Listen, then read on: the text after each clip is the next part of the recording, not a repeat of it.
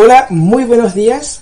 Qué privilegio es poder estar hoy nuevamente acá conectado junto a ustedes para poder compartir un mensaje y una enseñanza bíblica, ¿verdad? Y que podamos poder renovar nuestra fe, pero también tomar más fuerza juntos como hermanos y servir al Señor, servir a Dios. Esta intención en cuanto a esta enseñanza, tuve también el privilegio de poder compartirla el domingo pasado con los jóvenes de la iglesia. Y para mí es un hecho muy bonito cuando leo este episodio bíblico. Poder ver a Jesús, un Jesús diferente a lo que también nuestras perspectivas lo colocan, ¿no es cierto? Muchas veces como jóvenes colocamos a Jesús, un Jesús que muchas de las iglesias nos han como implementado o vendido. Un Jesús que condena, un Jesús que en vez de traer paz y esperanza para nuestro cuerpo y para nuestra alma, es un Jesús que está como con el látigo, ¿no es cierto? Ahí condenando. Y en verdad este Jesús es un Jesús mal visto, porque en la Biblia nunca vamos a ver a un Jesús que está condenando a sus discípulos. Y nunca vamos a ver en la Biblia a un Jesús que nos condena. Claro, vemos a Jesús, de verdad, que nos trae una confrontación a nuestra vida, de verdad, pero nunca una condenación. Y justamente esto es lo que hoy también quisiera compartir. Poder traer y transmitir esperanza para todos nosotros. Una esperanza que hoy día es necesaria, pero no poniéndola en lo que este mundo nos da, sino más bien poniéndola en Dios, en Jesús, la mirada puesta en Él. Es por eso que quisiera también leer este capítulo, esta parte bíblica, y poder también llevar este mensaje, ¿no es cierto? Ahora, nos encontramos en Lucas 19, 1 al 10. Solo 10 versículos. Un contexto bien pequeñito, pero que tiene una riqueza en cuanto a una riqueza, el valor, ¿no es cierto?, de que tiene esta historia. Muchos la conocen, otros no. Y es Jesús y Zaqueo. Como le digo, Lucas 19, 1 al 10. Habiendo entrado Jesús en Jericó, iba pasando por la ciudad. Y sucedió que un varón llamado Zaqueo, que era jefe de los publicanos y rico, procuraba ver quién era Jesús. No podía a causa de la multitud, pues era pequeño de estatura. Y corriendo delante, subió a un árbol sicómoro, para verle, porque había de pasar por allí. Cuando Jesús llegó a aquel lugar, mirando hacia arriba, le vio y le dijo: Zaqueo, date prisa, desciende, porque hoy es necesario que pose yo en tu casa. Entonces él descendió a prisa y le recibió gozoso. Al ver esto, todos murmuraban, diciendo que había entrado a posar con un hombre pecador. Entonces Zaqueo, puesto en pie, dijo al Señor: He aquí, Señor, la mitad de mis bienes doy a los pobres, y si en algo he defraudado a alguno, se lo devuelvo cuadruplicado. Jesús le dijo: Hoy ha venido la salvación a esta casa, por cuanto él también es hijo de Abraham. Porque el hijo de Abraham vino a buscar y a salvar lo que se había perdido. Ahora, a mí me gusta entrar como un poco en el contexto histórico de las palabras, de las escenas en cuanto a la Biblia nos habla. Y en este contexto histórico es muy importante conocer, ¿verdad?, que Jesús ya estaba en su último periodo el ministerio. Jesús nace en la región de Judá, ¿verdad? Y en esta región, y su ministerio empieza una vez que fue bautizado en el río Jordán, en la región de Galilea. Y en esta región comienza Jesús su ministerio, su vida ministerial, que como sabemos duró 3 años, ¿verdad? Luego Jesús va bajando de esta ciudad porque la región de Galilea estaba al norte y Jesús ya venía hacia el sur, ¿verdad? Hacia esta región, ¿no? La región de Judea. Y entrando a esta región, ¿verdad? La ciudad era Jericó, la principal, ¿verdad? Y ahí podemos encontrar un episodio la cual ya estamos acá tratando en Lucas, ¿verdad? Ahora, es importante saber con detalles, ¿no es cierto? Este árbol, un árbol que lo conoció como un árbol sicómoro. Muchas veces no sabemos cuál es el árbol, y en lo particular tampoco yo tenía como un entendimiento de esto. Y este árbol mide de 7 a 15 metros de altura, ¿verdad? Y su copa se extiende hasta cubrir un área de entre 18 y 24 metros de diámetro. Es bastante, ¿verdad? Pero, y se plantaba frecuentemente a lo largo de los caminos, ¿verdad? Abundaba en Egipto y en las llanuras de Judea, y también se hallaba en el valle del Jordán. Pero este árbol, ¿verdad? Aunque sí es muy alto, como lo podemos ver de 7 a 15 metros de altura, sus ramas eran bajas, ¿verdad? Y Zaqueo, al montarse o al subirse a este árbol, podía ver por encima de la cabeza, ¿verdad?, de la multitud, lo que estaba aconteciendo. Y podía ver a Jesús, ¿verdad? ¿Quién era Jesús? Porque Zaqueo quería saber quién era Jesús, ¿verdad? Ahora, ¿quién es Zaqueo? Zaqueo es un hombre de baja estatura, como nos lo dice las escrituras, la Biblia, ¿verdad? Era jefe de los publicanos de la región de Judea. ¿Pero qué es un publicano? Un publicano era un mismo judío que trabajaba para el Imperio Romano, ¿verdad?, como recaudador de impuestos.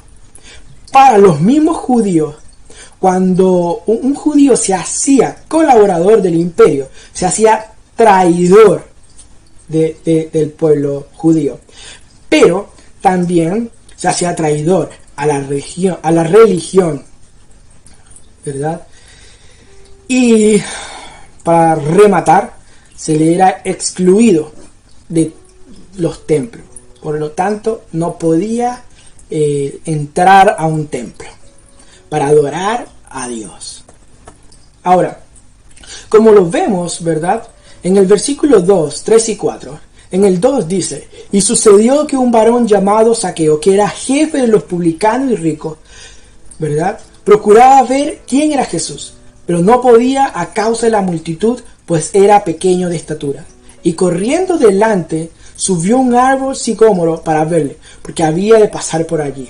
Ahora, la fama de Jesús ya se había extendido en todo el territorio de Israel. Acá en este punto, como digo, ya estamos en el último periodo del ministerio de Jesús, pero su fama ya se había extendido por todo el mundo. Pero Zaqueo, ¿verdad?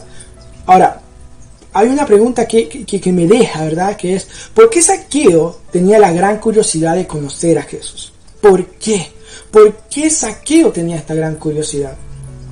Jesús era famoso por los milagros que hacía, por ser un reformador en sus tiempos, pero también él era un famoso por sus enseñanzas, pues lo hacía como quien tiene autoridad. Y este versículo lo podemos encontrar en Marcos 1:22, ¿verdad? Que la gente veía en Jesús, ¿verdad?, como predicaba, con una autoridad que nadie más tenía. Es más, él tenía una autoridad superior a los maestros de la ley. Ahora luego seguimos, ¿verdad? Y Zaqueo, a pesar de todo lo que él quería, ¿verdad? O tenía, a pesar de tenerlo todo, porque dice que era rico, había algo que no le podía poseer, que no podía poseer. Le faltaba algo en su corazón, insaciable. Nada lo podía llenar, ¿verdad? Aquí, como vemos, ¿verdad? Que Zaqueo se dio a prisa. Zaqueo corrió hasta este árbol para poder ver quién era Jesús, porque necesitaba llenar ese corazón insaciable que no lo había podido llenar con su dinero, con las riquezas, ¿verdad? Ahora, otra cosa que se me olvidó comentarle, que un recaudador de impuestos exigía a los mismos judíos de una manera, ¿cómo le digo? De una manera como exagerada los impuestos. Y si las personas no tenían cómo pagar este impuesto, ¿verdad? Los recaudadores hipotecaban la casa, le quitaban todo lo que poseía hasta dejarlo en ruina. Pero también los recaudadores de impuestos exigían una suma superior. Y esta suma superior ellos se los quedaban. Por esto Zaqueo se hace rico, ¿verdad? Pero todo esto a Zaqueo no le sirve para llenar su corazón insaciable. Había algo que necesitaba Zaqueo. Algo. Pero ¿qué era lo que le faltaba a Zaqueo? ¿Verdad? Un judío despreciado por la comunidad. Sin duda le faltaba amor, pero no un amor cualquiera, ¿verdad? Ahora, en este punto, en cuanto Jesús lo mira, ¿verdad? Vemos que la mirada de Jesús da ánimo y transforma los corazones. A Zaqueo, la mirada de Jesús le dio ánimo y le transformó el corazón. Seguimos y en los versículos 9 y 10, en el 9, le dijo: hoy ha venido la salvación a esta casa, por cuanto él también es hijo de Abraham. El 10 dice: porque el Hijo del Hombre vino a buscar y salvar lo que se había perdido. Y es interesante, ¿verdad? Este párrafo, este texto, en cuanto dice por cuanto él también es hijo de Abraham. Y ser hijo de Abraham implicaba, ¿verdad?, que también era partidario, también participaba de las bendiciones que en el Antiguo Testamento podemos leer que Dios le da a Abraham, ¿verdad? Estas promesas en cuanto a que su familia iba a ser tan numerosa y no podía ser contada. Él también ha sido participante, o tenía que ser también participante de estas bendiciones dadas a Abraham. Pero hay una pregunta, pero no una pregunta, hay una cosa que me llama también la atención, y es: ¿ha venido la salvación a esta casa? Cuando Jesús le dice, porque ha venido la salvación a esta casa. ¿Pero qué significa esto? La salvación se nos ha dada solo cuando creemos en Jesús, por cuanto Jesús mismo es la salvación misma. Solo a través de Jesús la salvación se nos es dada. No se nos es dada la salvación a través de la Virgen, no se nos es dada la salvación a través de los ángeles, no se nos es dada la salvación a través de incluso pastores, de sacerdotes, qué sé yo. Se nos es dada la salvación a través de solo Jesús. Solo Jesús. Y estamos viendo acá, ¿verdad?, como Jesús le dice a Zaqueo: hoy ha venido la salvación a esta casa. Jesús mismo es la salvación a esta casa. Pero también es necesario decir que a través de Jesús, ¿verdad?, se nos es dada también la salvación a nosotros. Si nosotros tenemos fe en Jesús, podemos ser salvos, porque la salvación, ¿verdad?, que nosotros queremos y anhelamos está ahí, en Jesús. Y nosotros tenemos que seguirle y llamarle. Ahora, el ser hijo de Abraham, como le decía, la promesa de Dios de Abraham, ¿verdad?, esto lo conllevaba todo esto, al ser hijo de Abraham. Ahora, la promesa decía: te bendeciré grandemente y multiplicaré en gran manera tu descendencia, como las estrellas del cielo y como la arena de la orilla del mar. ¡Wow! ¿Verdad? Es una bendición que todo el pueblo de Israel tiene o tenía también. Ahora, esto está en Génesis 22:17, para que también los puedan leer. Ahora, ¿verdad? Esta enseñanza bíblica me deja una reflexión que es, ¿todavía puedo cambiar? Es una de las preguntas que frecuentemente nosotros como jóvenes nos hacemos, ¿verdad? ¿Todavía podemos cambiar? He escuchado de personas que dicen, no, si yo voy a la iglesia se cae, como haciendo referencia a que él es tan pecador que no puede ir a una iglesia, que él es tan pecador que todos sus pecados destruyen a la iglesia, entre comillas, o lo que él también quiere decir, ¿verdad? Y se siente de esta manera. O también una de las otras preguntas que nos hacemos como jóvenes es, ¿no es ya demasiado tarde para cambiar y rehacer mi vida? ¿No es ya demasiado tarde? En la vida de Zaqueo ya era una persona adulta. Y en la vida de Zaqueo, muchas veces, Zaqueo también pudo haber pensado esto. ¿No es demasiado tarde para cambiar y rehacer mi vida? Pero Zaqueo corrió ante el único que le puede dar la salvación. Aunque pareciese que Zaqueo buscó a Jesús, en realidad es Jesús fue quien buscó a Zaqueo y le llama por su nombre. Es muy interesante esto. Podemos leer, ¿verdad?, que Zaqueo buscó a Jesús, buscó la manera, buscó la circunstancia de poder encontrarse con Jesús, saber quién era Jesús. Pero en realidad Jesús podría haber pasado por otro camino y no por donde estaba Zaqueo. Pero vemos que Jesús fue directamente a Zaqueo, le mira a los ojos, le llama por su nombre, le dice, Zaqueo, date prisa, desciende. Y hoy Jesús también corre, busca, nos va y va a nuestro encuentro y nos dice, oye, date prisa, ven a mí, ¿verdad? ¿No es esto un episodio de esperanza para nosotros, para nuestras vidas? ¿Verdad? Ahora, hoy Jesús nos sigue llamando por nuestro nombre y quiere desarrollar una relación con nosotros. Jesús quiere desarrollar una relación con nosotros hoy. Es importante saber esto, ¿verdad? Podemos escuchar muchas veces que la imagen, como decía al principio, de Jesús se nos es vendida, se nos es dada como un Jesús que condena. Pero en la Biblia no encontramos esto. En este episodio, en cuanto a la vida de Zaqueo y la vida de Jesús, no vemos una condenación. Más bien Jesús le habla con palabras que lo reaniman y también que le transforman. Porque Zaqueo venía robando a su pueblo a través de los impuestos. Y él dice, todo, ¿verdad?, se lo voy a dar a los pobres. Y si en algo he robado a algunos, se lo devolveré cuadruplicado. Es decir, más de lo que había robado. Y vemos como rápidamente, cuando conocemos a Jesús, nuestro corazón, en nuestra vida, hay un cambio. Un cambio que viene repentinamente. Y que solo Jesús nos los da, ¿verdad? A través de la muerte y resurrección de Jesús, Dios nos adoptó como sus hijos y nos da la promesa que le hizo a Abraham.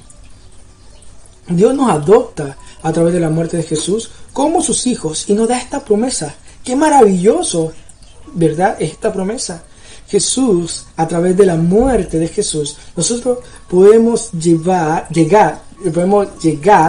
al Padre, ¿verdad?, y poder tener esta relación bonita que estoy seguro, ¿verdad?, que Dios quiere para nuestras vidas.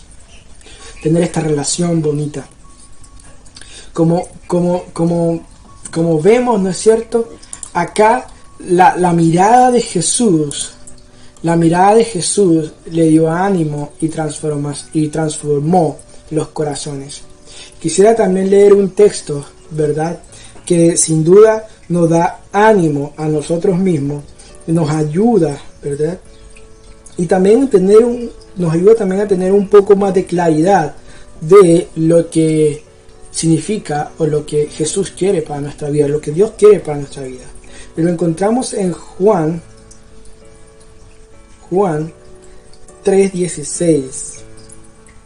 Es un versículo que es muy popular para los cristianos, ¿verdad? Y dice así: pues Dios amó tanto al mundo que dio a su único hijo, para todo el que en él cree no se pierda, sino que tenga vida eterna. El 17 dice: Dios no envió a su hijo al mundo para condenar al mundo, sino para salvarlo por medio de él. Como podemos ver, acá encontramos, ¿verdad?, que Dios dio a su único hijo para que hoy pudiéramos tú y yo tener una relación hermosa con Dios nuestro Padre, ¿verdad? Dios nos amó tanto que nos dio la vida de Jesús. Jesús se entregó, ¿verdad? Reencarnó, tomó carne y fue crucificado para que tú y yo hoy tengamos el perdón de nuestros pecados y podamos tener la total libertad para tener una relación con Él. También Pablo nos escribe, ¿verdad?, en Romanos 8:1, dice: por lo tanto, ya no hay condenación para los que pertenecen a Cristo Jesús. Y porque ustedes pertenecen a Él, el poder del Espíritu que da vida los ha libertado del poder del pecado y que lleva a la muerte. Maravilloso, ¿no? Vemos que Jesús no nos trae una condenación. Y si Jesús no nos condena, ¿quién somos nosotros para condenarnos? Más bien, Jesús nos da ánimo, nos da vida y quiere entrar en nuestras vidas. Quiere entrar en tu vida hoy y que puedas tú desarrollar una vida espiritual y en armonía y en relación con Dios. Como digo, acá vemos una historia muy muy bonita en cuanto a Jesús y Zaqueo. Jesús no le condena. Y hoy también podemos compararnos decir, ¿verdad?, que a veces nosotros somos como Zaqueo. Podemos hacer muchas cosas, quizás nos podamos pensar en que es demasiado tarde para que nosotros podamos tener una relación con Dios, para que nosotros podamos cambiar. Pero nunca es tarde para Jesús, ¿verdad? Es imposible para el hombre, sí, pero para Dios no hay nada imposible. Y como digo, Jesús, Dios, quiere que nosotros podamos tener una relación con Él. ¿Quién somos nosotros para condenarnos? Esto es lo que Jesús nos enseña y nos dice, ¿verdad? Que podamos transmitir y llevar una esperanza para aquel el que no la tiene. Y wow, esto a mí, cuando leía este versículo para compartirlo con los jóvenes, me conmovió tanto ver cómo Jesús, ¿verdad?, no nos condena. Y en ninguna de las partes de la Biblia nos habla de una condenación que muchas veces, como hombre, se la damos a nuestros hermanos. Les condenamos, les decimos que si no se arrepienten van al infierno. Aunque, y lo hacemos con tal dureza, ¿no es cierto?, de que distorsionamos la imagen de Jesús. Con esto quisiera también despedirme y decir ¿qué es esto, no? Que Jesús nos trae una esperanza a nuestras vidas, ¿verdad? Él no nos condena, Él nos ama y quiere que nosotros desarrollemos una relación íntima con Él.